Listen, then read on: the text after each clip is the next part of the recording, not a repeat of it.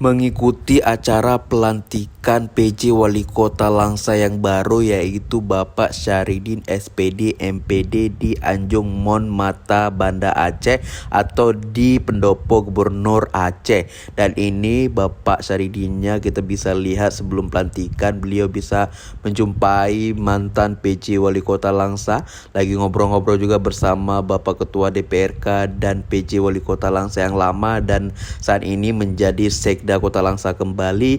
Dan kita bisa menyaksikan beginilah suasana, dan ini Ibu Wali Kotanya, Ibu PJ maksudnya ya. Dan ini acara sedang berlangsung. Untuk kalian yang ingin melihat full acara tanpa edit bisa ke YouTube Darkes DKI. Di sana full acara pelantikan PJ Wali Kota Langsa yang baru, dan nanti akan ada rangkaian video sampai beliau pulang ke Kota Langsa. Terima kasih semuanya. Jangan lupa subscribe.